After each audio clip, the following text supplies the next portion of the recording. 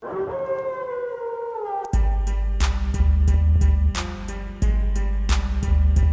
everyone to the JBK Show. On this week's episode, we're on the road, we're in the Gold Coast. We're joined by a former Bulldog, it breaks my heart to say that, Aaron Schoupp. Aaron Schoupp, how are you, bro? Good boys, thanks for having me on. No, mate, appreciate your time. Firstly, mate, we're loving it down here in the Gold Coast. Beautiful weather. Beautiful. I mean, sun gets up at 4:30 a.m, wakes you up, weather's good.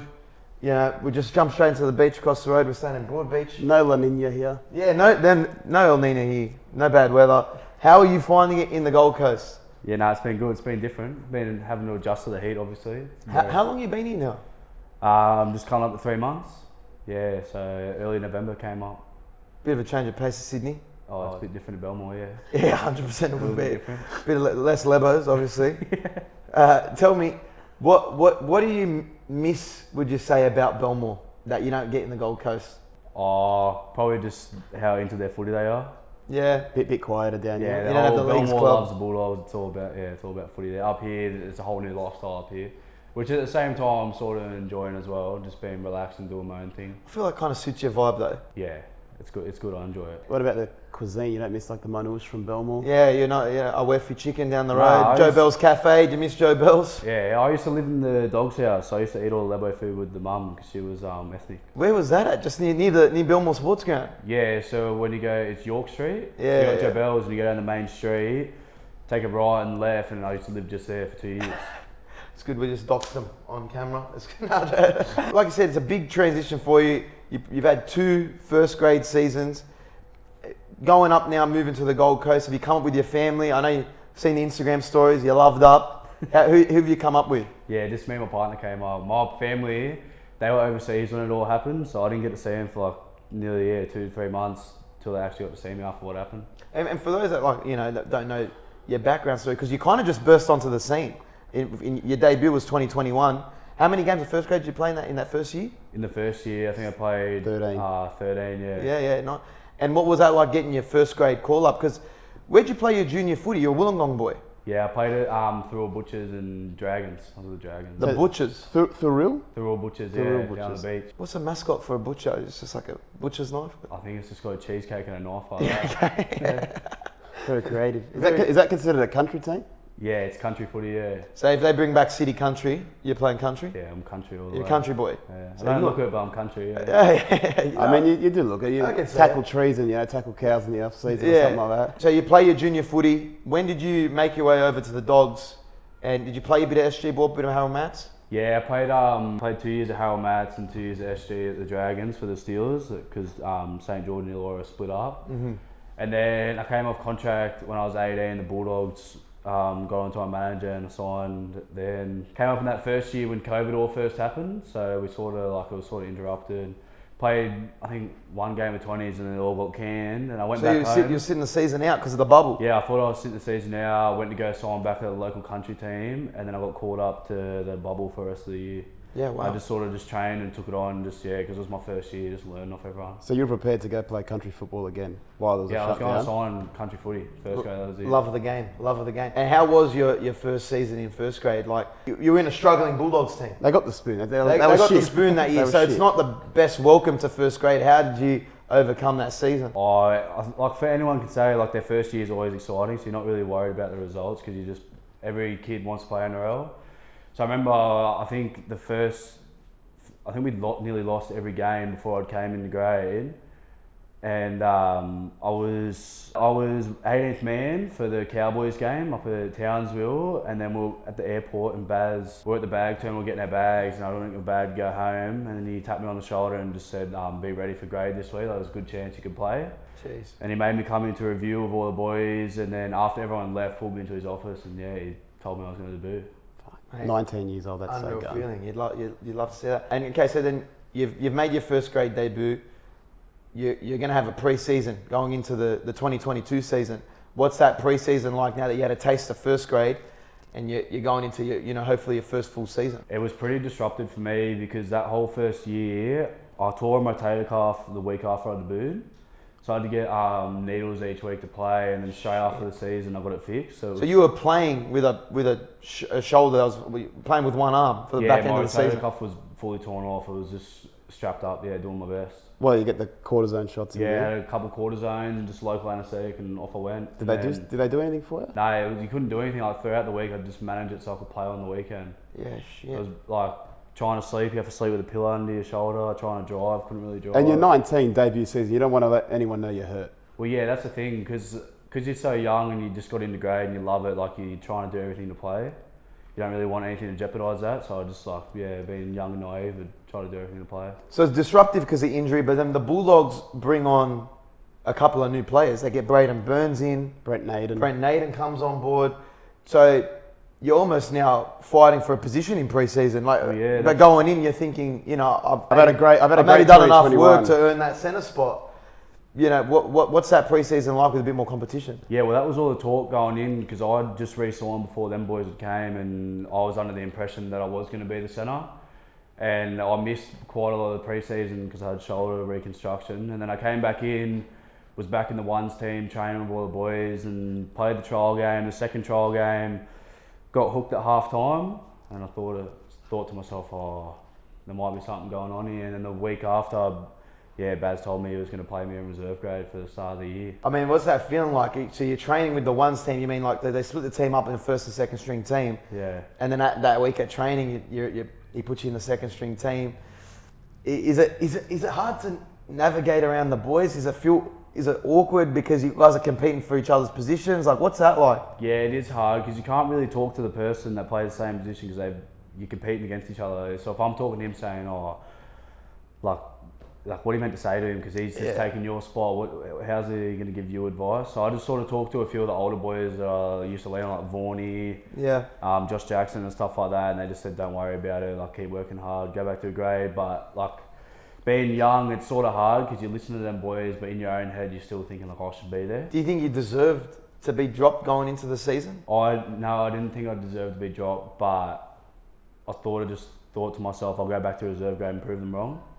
And how many games of cup did you play before you got called back up? I played 6 games of cup, the first 6 rounds. Because you came in for that, was it the Manly game or off the bench? I played 3 games and then I got brought back up for a week, and then got dropped again, went back to reserve grade, and my head was all over it. I didn't know what was going on. Because it wasn't till Burnsy got injured that they brought you back in. Well, I think 6 or 7 of us got COVID, and then Karaz made his debut, Billy made his debut.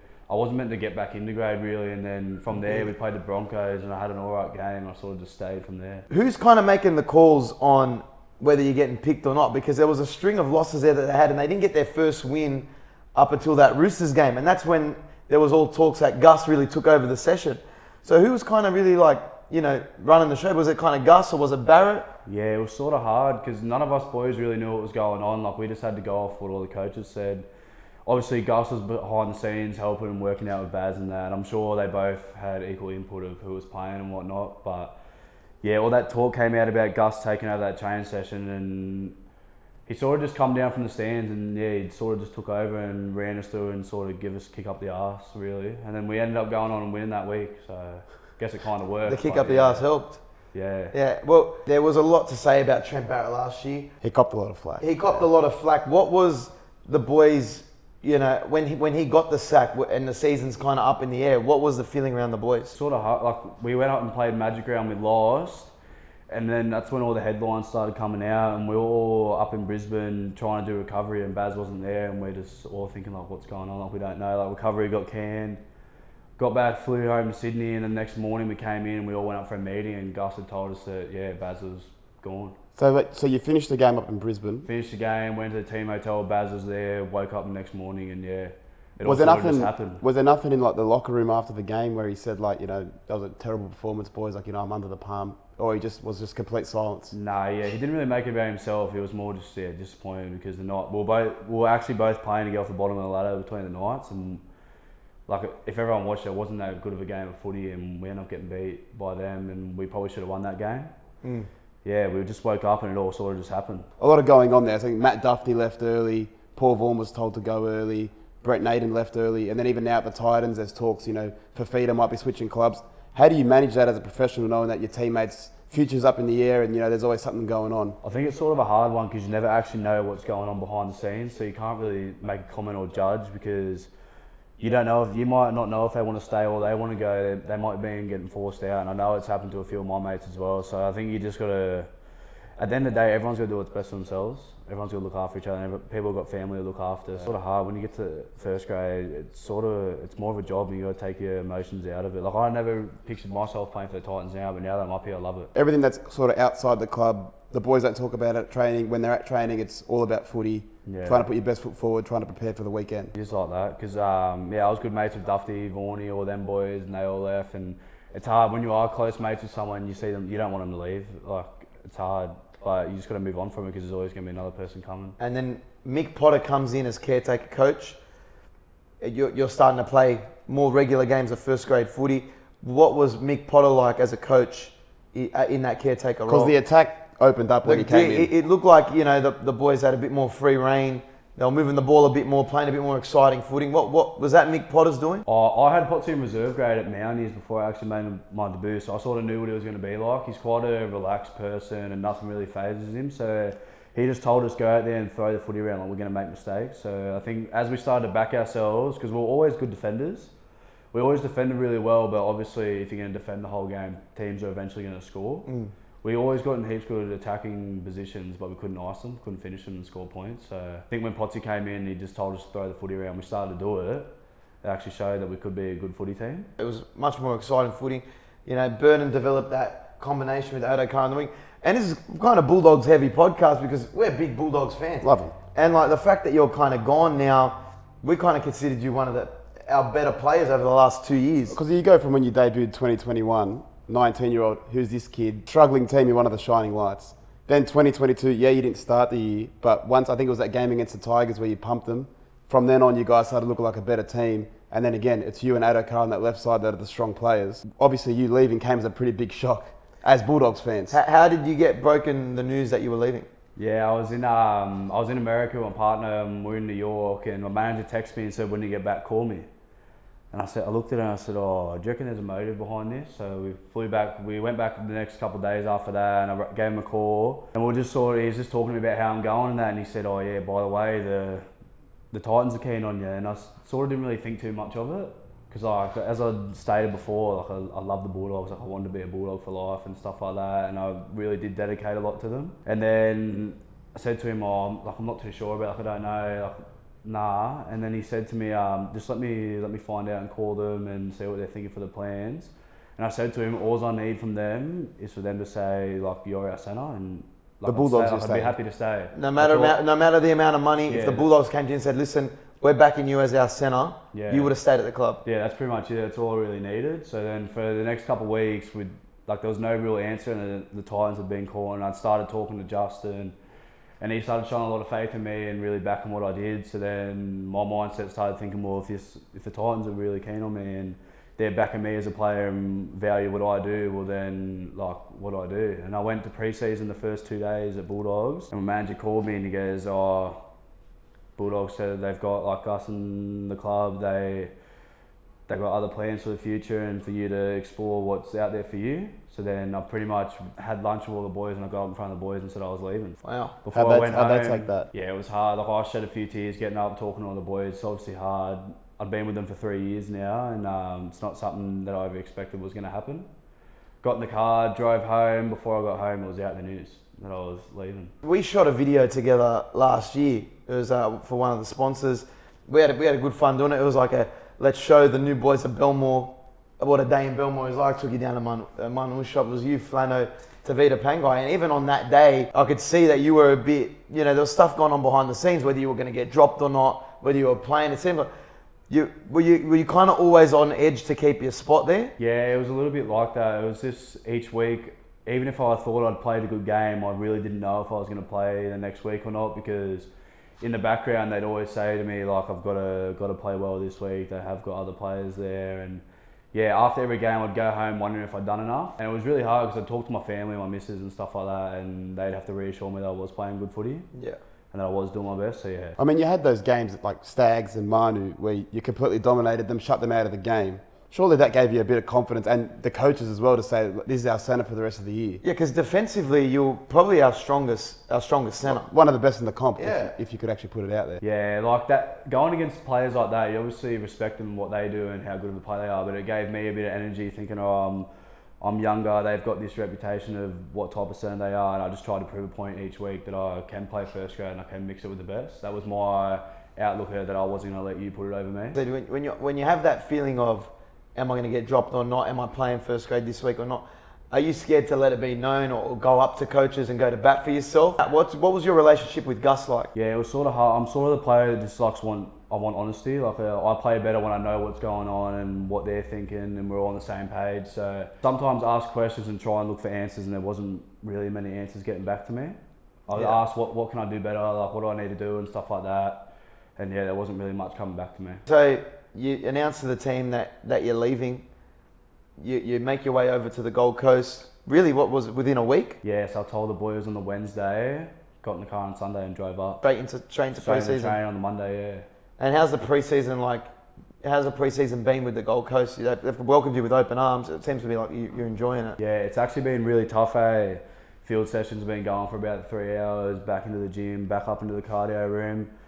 But it's been good. Obviously the Titans as well, they're sort of similar to what we were at the Bulldogs. It's been struggling for a couple of years, and I think this year, with Foran and Verrills and Stimson and all the boys that we have got coming to the club, like we're going to be a better team this year. We can see that when we're attacking, our combinations are getting good, and our defence, obviously they've struggled in defence in the past, and it's been fixed up. We've got Brett White come on board, and his defensive patterns are really working for us. Do you find your relationship with the coaching staff at the Titans is already better than what you had at Canterbury? Oh, the two clubs are completely different, so it's hard to compare both of them. But what would you say the main differences are? Is in terms of like facilities?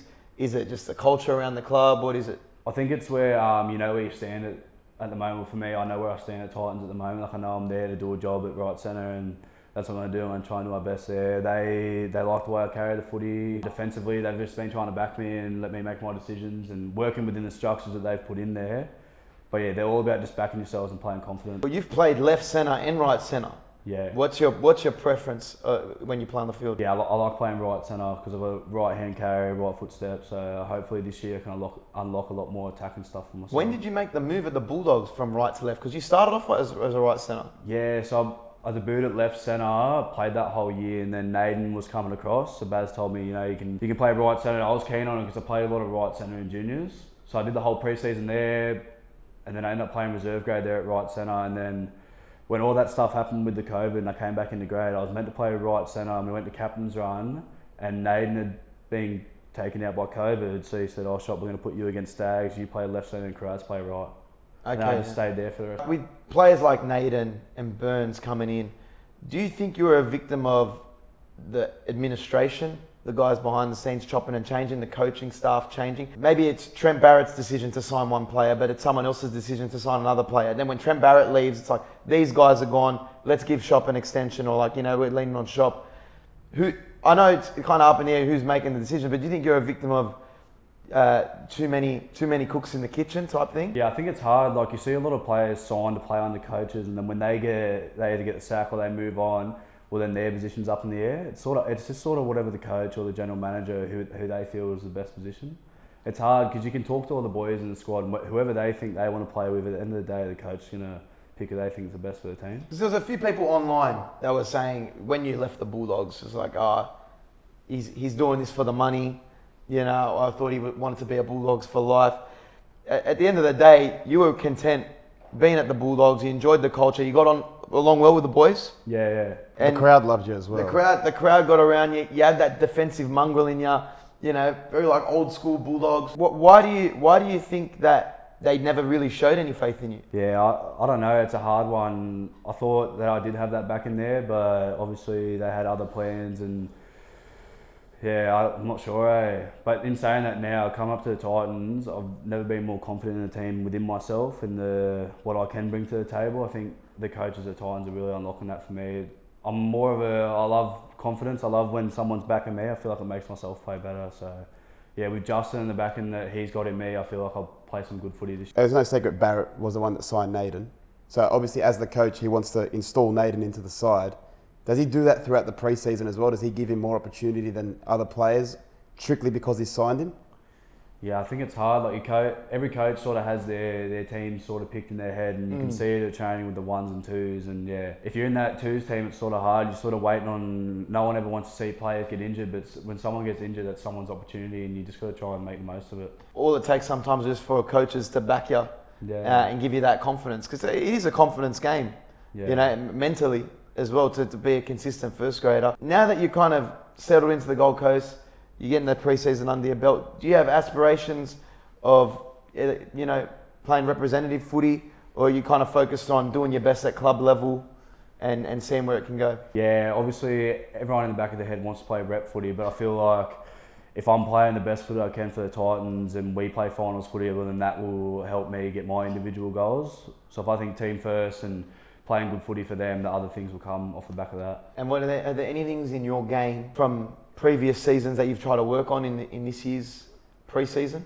Yeah, I really want to be that attacking centre that they can give the ball when we're in trouble and try and help be in situations to win the game. Yeah, ice more opportunities when I do get them. You have to take, like, backs nowadays, taking a lot of tough carries out of their 20. It's tough carry. They're almost taking more carries than front rowers nowadays to get them out of trouble. Sometimes 1-2 a set when you want to get your hands on the ball. How do you feel like your carry is out of your half? Yeah, I feel like I sort of got known for that a little bit at the Dogs. I do love carrying the ball down my own end, getting in and doing the tough stuff. So yeah, I love getting in there, getting a quick play the ball for the boys. Yeah, I get hyped off it. Because how much would you say you weigh again? 100 kilos? Yeah, about 100, 102, 100. That with a bit of speed coming out of your own half, it's a good carry. It's only your probably third proper season in first grade. Have you ever looked up to any players that you've played with that you've kind of lent on as a mentor, or how to navigate through first grade? Yeah, Will Hopwade, my first year, was massive for me. Just trying to teach myself a little good habits of being a first grader every day. Like, you can't come to training one day and have a really good day but then have 2 shit days. Like, you got to be consistent. And there's no point one week being the best person there all week and then the next week you come in just because you're having a shit day, you're in a shit mood. Like, you just, once you get into work and you got to get through your stuff. And I think Hopper, everyone's seen it in his career, he's the perfect professionalism, the way that he holds himself. Yeah, he was mad. That is a very professional way of looking at it. Yeah. It's like a 9-to-5 job. Yeah. Is the training schedule similar between Canterbury and the Titans? Like, yeah, you know, in pre-season everyone's schedule's pretty similar. They're long days from Monday to Friday. Some teams do Saturday morning sessions. We're doing them at the moment. Yeah, we're getting in there roughly around like 6:50. Been getting home at like 4:30. Any beach sessions on the sand? Oh, we've done one. Not too many here. Yeah. Just recovery at the beach, which is good. Helps being in the sun. One session I hated was wrestle sessions on the sand. Yeah, that's just torture. I'm smart. Gotta get the long arm skins out for them. Yeah, smart. Being in the Gold Coast now, it's a different outlook for you. You don't have family here. Who's taken you under your wing in the Gold Coast for the 3 months that you've been here? Oh, it's sort of hard because we've got a young group up here. So like everyone's sort of still learning in their own way as well. I think probably my partner's been massive for me while I've been at training. She's been at home doing the little things that no one wants to do. And when I've come home from a hard day, I just want to lay down. She's cooking dinner and whatnot. So yeah. She's been massive for myself as well, just maturing, being more of an adult. Obviously, being out of home and standing on my own 2 feet. Sounds like a wifey. Put a ring on it. Well, stay away from Sin City and surfers, Sin City. And I think you should be sweet. And coming over from the Bulldogs, what have you found are the major changes between the playing group? Like I said, it's a younger playing group. Is it more of like a positive vibe, less players are on edge? What's the main differences within the boys? Yeah, I think everyone at Titans, everyone's just keen to play footy. No one's really worrying about selection or if they're doing this good or doing that good. Yeah, everyone, because we're young, we all get around each other and everyone's just loud, joking around and whatnot. Yeah, it's been refreshing being up here. Obviously, myself being young, coming into grade, that's all you want is just to get along with the boys and laugh and carry on and whatnot. You said you did 2 days of pre-season with the Bulldogs this year. Was there anything that showed that the kind of writing was on the wall that they weren't going to go with you this year? Because you're going there, you're contracted. You got 2 years left on your deal? Yeah. You've had a couple good seasons, just business as usual. Yeah, so you're rocking up to training. Has anyone called you and said, mate, don't worry, don't bother coming to training? Because I know that happens with players. What's that first 2 days of pre-season like? Yeah, it was awkward because it was in the back of my head that I knew that, my career was sort of up in the air with the Dogs and whatnot. So I went there and like it was just like a bit like the conversations were a bit awkward, a bit quiet, and I sort of thought to myself, with coaching staff? yeah, just in general, just around the joint. And like normally I'd be like happy mucking around and whatnot, and I'd be into it with all the coaches mucking around. And one of the persons who I was quite close with at the Bulldogs sort of knew what was going on and sort of pulled me into the office and gave me his opinion. And he told me that it was likely the club was going to move me on. Yeah. Who gives you the final call on that? Does it? My manager. Your manager. I was actually at Joe Bell's having a coffee with all the boys. And you just get a phone call. Get a phone call for him and said, yeah, you can go home. We're gonna go to the Titans if you're happy with that. And I said, yeah, I'm happy with that. Yeah, wow. It's a rough business. Yeah, I didn't really get time to process it in my head. Really, it all sort of just happened.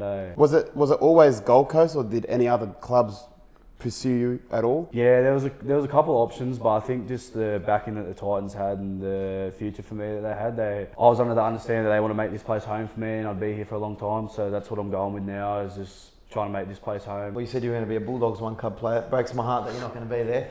Are you going to be a one club player with the Gold Coast Titans? It's too early to know. I think when you get into grade and NRL, you got to sort of take your emotion out of it, which I'm learning to do up here. I think you can let emotions take over sometimes, which obviously it did with me at Bulldogs, because it did hurt leaving, and because I thought I'd be there for a long time. But I'm looking at more up here as an opportunity, fresh start, new lifestyle, and just sort of taking all that in. And what have you been doing outside of footy, or is footy? Because you're only young, you're 21 years old. Yeah. Is footy consuming your life right now, or do you have things outside of footy that you do, whether it's hanging out with your mates? What do you do outside of footy to get your mind off footy? To be honest, I just go around to all the new restaurants and that, and just me and my partner just go eat it, because I love food and whatnot. We just go out and eat at fancy restaurants. Go to the Pack Fair, quite a bit of shopping been going on lately. Okay. Coffees and golf and Enjoying the couple life. Yeah.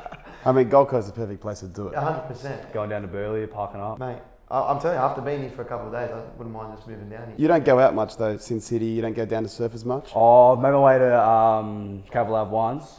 Don't know how many times I'll go there this year, but yeah, I've made it one there once. Around players having their lives outside of footy, you've seen, Brandon Smith getting in trouble for doing podcasts, or all these other players maybe being a bit hesitant to do external media outside of the club, or media that's not a Fox Sports or stuff like that. What's the vibe around that with the players? Are they more inclined to do stuff out on their own, or is it, they're always on edge with what they can and can't say? Yeah, I think obviously all the boys seeing that stuff that has happened, it's obviously in the back of their mind when they do get asked to go on a podcast. But yeah, I don't know. I mean, each their own. Like, people can make their own comments and whatnot, but if you're just open and honest without coming across as like in the wrong term of trying to put things, I think podcasts are fine. It helps with your self-branding and getting your own personal life out there, which I think, it's good. Just don't out anyone. You can't go in there and badmouth anyone, because you don't get any good out of that. You end up looking bad yourself. Yeah, it can be a little bit selfish, but it's also, like, you got to have a life outside of footy. It can't just be playing footy for your club is like your 9 to 5.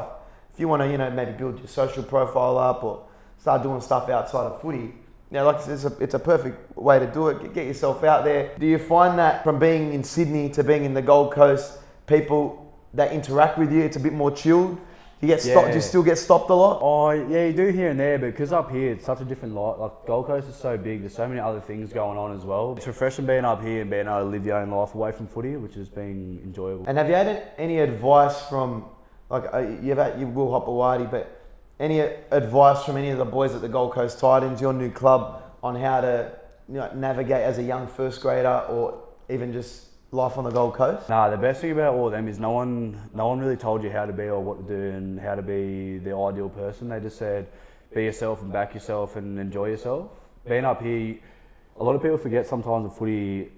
We play footy because we love footy, and sometimes that gets taken away because you're in a professional sport, you're always in the spotlight. So yeah, their main thing was just enjoy yourself and play good footy. Because the boys, you got Tino, Fafita, Brimson, hopefully you're healthy this year and be firing. Yeah. Have they been good in the pre-season? Are you guys looking good? Yeah, Tino, even though he's quite young, he's quite a mature person. He's a good captain. It's good because he's young. At the same time, he can be one of the boys and muck around with us, but he can also pull us in if he has to. And because he is young like that, and he's done what he's done already at his age in the NRL, you sort of look at me like, yeah, rightio, like you know what you're talking about. He carries himself well, leads the team. Yeah, he does, well. yeah. What's some of the goals that you want to tick off?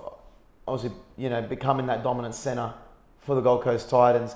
You have aspirations of winning a comp, obviously. What are some of your career goals that you want to tick off? Yeah, I think I want to play some finals footy. I've obviously watched it on TV. I remember going to an NRL grand final and just sitting there thinking one day I want that to be me. So finals footy, obviously we spoke about before, representative footy if they ever came across, yeah, I'd love to do that. Because the pace of footy picks up when it's finals time. Like the game's quicker, it's just the tougher. vibe and that, running out in front of a packed stadium, and when the fireworks go off and you're in those pressure situations, everyone lives for them. Everyone hates pre-season.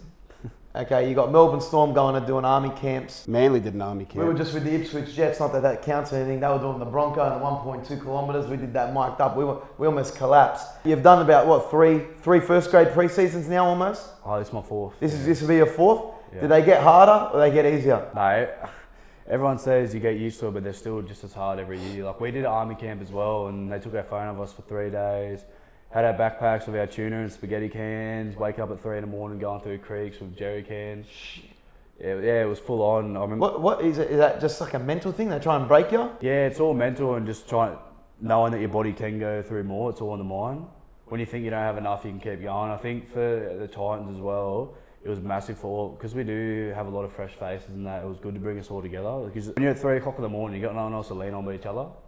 You're only getting each other through. So I think it was massive for us. Great way to build camaraderie. Yeah, they'll try and translate that out onto the field. And through the off season this year, we saw you on Instagram. You're enjoying yourself in the States. Yeah. Do you like, how American sports are? Because you caught a few NFL games, you caught a couple NBA games. What did you enjoy most about the States? Because we've been there a couple of times, we've done some content there.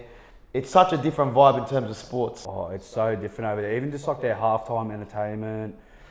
Like, when you go to the NFL games and they have all the trucks outside with all their barbecues and that before the game. Tailgating, and how hostile the crowds are there. Like, even like the national anthems before the games, and the guns go off, like it's insane. Get going into the can, you have your hot dog and your beer, like at MetLife Stadium in the sun. They just get Who'd you catch? You caught a Jets game? Jets versus Dolphins. Yeah, nice. Yeah. Probably see Tua before he had too many concussions. He might have even been out that game. Yeah. How long were you in the US for? 3 weeks. Just do a bit of a tour? Yeah, just LA, New York, and then my partner has family over there, so we stayed with them for a little bit. I wanted to go watch a college game. Yeah, because they But get we didn't rowdy. get around to doing it, couldn't get to it. Leave for the next trip, mate. Yeah. Leave for the next trip. I'll definitely go back next off season. Europe doesn't interest you? Well, I actually planned to go because I was meant to play for Scotland in the World Cup. Oh, seriously? Yeah, but then I had to have another shoulder surgery on my other shoulder, so I pulled out of that, and we had a whole Europe trip booked after the World Cup, going to Rome. Where were we going? Scotland, like all them places, Italy. So, a few people came out of the woodworks. I thought maybe Josh Reynolds was going to put his hand up for Lebanon. You had Luke Keary was playing for Ireland. Somehow Irish, I didn't get that one. So you're Scottish. So could you put, let's say you don't make the Australia team, and you're firing all guns blazing by 2025. Is in France, 2024? Four. Yeah. 2024 in France. If you don't make the Australia team, do we see Aaron Schoupp playing for Scotland in the World Cup? If I'm injury free, you'll see Aaron Schoupp playing for Scotland. So is Schoupp a Scottish last name? Nah, Schoupp's actually German, but my nan was full Scottish. But they can't really call you a white boy. You've been in Belmore, you're Scottish. You love to see it. You got a couple of trial games coming up. Are you looking to fire in those games at centre? When's your first game? Just under a month playing Broncos at Sunshine Coast up there. So yeah, hopefully get some good minutes, and then we'll play the Dolphins, which will be exciting because no one's versed them yet. So Yeah, it'll be good to play we'll them see in how the they trial. go. Played at Redcliffe Stadium when we had the bubble up here 2 years ago, and yeah, that stadium's mad to play. How do you think the Dolphins are going to go? Because they've signed a few first graders, a lot of veterans, and they're not really leaning on anyone. They don't really have a big junior base to go off. What do other clubs think of the Dolphins? Do they think they're going to be firing next year? A lot of them have tipped them to be wooden spooners up there with the West Tigers. That's not a jab. But how do you think the Dolphins are going to go this year? I actually reckon they might surprise a few people. They've got a gun forward pack. Obviously, they're a bit older, mature lads. They've done heaps in the game. Half of it's Melbourne Storm, really. Yeah. Got some good outside backs now. I think if they're hard, can be firing. I like O'Sullivan. And Milford's good. Yeah, got that young Katoa kid who's pretty good as well. So if they can all link together quite well, I think they will surprise a lot of people. We ask every first grader that comes on the show, who's the toughest opponent that you've ever come up against? Because, like we said, we've seen you go up against Joey Manu and you've contained him. We saw you go up Tom Trbojevic flying out the back and you contained him in that game last year. Katoni Staggs. You've gone up against some quality players. Who would you say are some of the toughest that you've gone up against and had to contain? It's actually funny, the hardest person I've had to tackle was actually Dave Fafita, who's on my team now on my edge. I remember that game, he started playing centre for the Titans for a little bit. and I had to tackle him, and it wasn't fun. He's up there. Well, it'd have to be people on edges, other opposing centre or second rows. Yeah, that was a hard game. It was hard to, even though I thought I did all right. Yeah, it was hard getting him stags. They're all hard. Also, another thing we ask is a welcome to the NRL moment. When you obviously debuted at 19, did you have a moment in that season where it was like, fuck, I'm playing in the NRL? Yeah, round 2 against Penrith. We had a game, because obviously they were killing it and they were going to win the comp that year. I think they just lost in the grand final. We had a game plan to get under their skin. And there was a broken play, and I think Uppy Coruscant grabbed the ball and I ended up throwing him, and then I had Isaiah Yo, James Harris, all of them both hold me by the shirt, and then I remember, this is first grade. Just getting thrown around the middle by the big boys, yeah. You didn't back down at all, but? No. I've seen you love a little fucking grab a jersey, these little jersey punches. Well, especially now, you know they're not going to punch you. You can't throw them, but you can inadvertently get under the skin. And we personally love to see it. We need a bit of mongrel in the game. Bring back the biff. Yeah. You've got that defensive mongrel about you. You know, is that aggression, do you intentionally try and put that into your game? Do you think it puts your opposing centre off? Yeah, I think sometimes I go into a game, put a bit of chip on my shoulder and think that everyone thinks that person's going to put it over me. So in my head, if I can win my one-on-one battle with them, I'm going a long way to helping the team win. So yeah, I just try and get under their skin, do what I can for the team to try and win. We do this thing with guests where we ask you to fill in the blanks. Quick fire questions. Let us know. I want to hear quick answers. Okay, blank is the best centre in the comp. Joey Manu. Joey Manu, hands down? Yeah. You defended him firsthand. You would not. What makes him a step above everyone else? The way that he can just ice games and do plays that other players can't. He comes up with something from nothing. Blank will be the Dally M this year. Jack Whiten. No, you should have said Matt Burton. No, I would love to hear Matt Burton. You know who I think's going to get it? Nathan Cleary. Yeah, no, he's Nathan Cleary is due for it. He's gone 2 back-to-back comps. Yeah, I mean, he's never... but Jack Whiten flies under the radar. To be fair, he was probably New South Wales' best player in that game one. When Jack Whiten started playing Origin at centre, and I was obviously a bit younger and still in 18s and that, I remember he started to be my favourite player in NRL, and yeah. When I first got to verse him for the first time, I was in awe of versing him. I remember I asked him for a photo after the game. Because he's a big body, he's fast, he's got good ball skills as a 5'8". 5'8", yeah. He's got it all. I reckon he's just one of the toughest players in NRL. 100% hands down. He's an all-rounder. Yeah, he'll be a staple in New South Wales team. Okay, blank is the best nightclub in Sydney. You've been to a fair few of them. We've seen you. I can't go past Northies at Cronulla. Okay, yeah, Cronulla boy, Likes sticking the to local. it. Yeah. You're not a Marquee, Ivy, Nah, maybe Flamingos. You didn't like the Lebo girls at Flamingo? Yeah, Nick Kotrick took me to Flamingos once. I think I rocked up in a festive team. Everyone's wearing Dior and all them type of shirts. The designer shirts. I was in my Vans and my festive top. Don't change, mate. Don't change for Nick Kotrick. He loves it there. Yeah. He's doing all right back in Canberra. We love Nick. Blank has been the best moment of your career so far. My mum and dad giving me my debut jersey. That's sure. nice. Yeah, wow. Yeah. Emotional? Yeah, I had a few tears, yeah. My dad had some, it was good. Like I said, you didn't play a lot of rep footy as a junior. Nah, I played a fair bit when I was like 16. Had a couple of injuries, didn't make any 18s teams, and then, yeah, by the time I was 19, I debuted. Did you ever have a thought there that you may not even crack first grade? Not with injuries and not cracking these junior rep teams, and then to get that jersey would be like, it'd hit you emotionally. Well, I think growing up, because when you come out of high school, everyone wants that development contract in the top 30, and I didn't get it. I got a train trial, and I ended up getting my opportunity off train trial. So yeah, when you do have that doubt, do you think you're going to be left behind or other boys going to kick on? So yeah, I think there was that little bit of doubt, but in the back of my mind, my dad, he was massive for me. Just always backed me growing up, and he just said, if you keep working harder, you'll get there. And then I was pretty lucky to, not many people can say they debuted 18, 19. I was pretty lucky to say that I have. And if you weren't playing footy, what would you be doing? Oh, I don't know. It was always footy for me. You went all in? That's the way it's got to be. Still need to figure that out, eh? Yeah. And there was something we said off camera that I asked you. That game at Belmore last year against the Dragons. Yes. I'd like you to talk you through, because we're big campaigners. We want more games at Belmore. Yeah. As a Canterbury player, what was that day like? Was Belmore a different atmosphere than most other games? Because there needs to be more games at Belmore. Every time there's a game in Belmore, they shut down the whole of Belmore. Everyone gets around there. They pack it out, 20,000. What's it like being on the field with 20,000 plus nuts fans? I just remember we met at Canterbury Leagues Club, all in our number ones in our suits. Even just trying to get in there, it took me 20 minutes to get through Belmore to park. And we walked down the main street, And you just had everyone honking their horns, going off. Everyone's at Jabel's, everyone's at a wifey's. They say a Yeah, wifey, yeah, you can having get away with kebabs that. and that. Yeah, walking down, and we walked in, getting ready. Ran out for warm up, and I just ran out, and because we trained there every day, and seeing a game there, it just looked so different. Everything was packed out, like it was insane. The reserve grade boys played before us, and then when we actually ran out, like you had the dog song playing, we ran out, the mascot runs you out, like yeah. My debut in that is probably my 2 favourite games. It is. It's an awesome atmosphere. Yeah. And we wishing you the best at the Gold Coast Titans. As a Bulldogs boy, you know, hopefully one day we wish to see you back. Who do you think who's coming up in the grades could be playing New South Wales Cup? That's on the radar to probably have some breakout years in first grade coming up. Oh, for me, he's actually already played grade. He comes off the bench a little bit. Chris Patolo. Yeah. I think you could see a massive year out of him coming ahead with all the new players and the older boys. Yeah, I think he hasn't hit his strides yet, and he's going to come on massive this year. Bet on him for Rookie of the Year or something. Yeah. I don't know if they allow debt-dallying gambling anymore, but no, Aaron Schoupp, bro, really appreciate your time.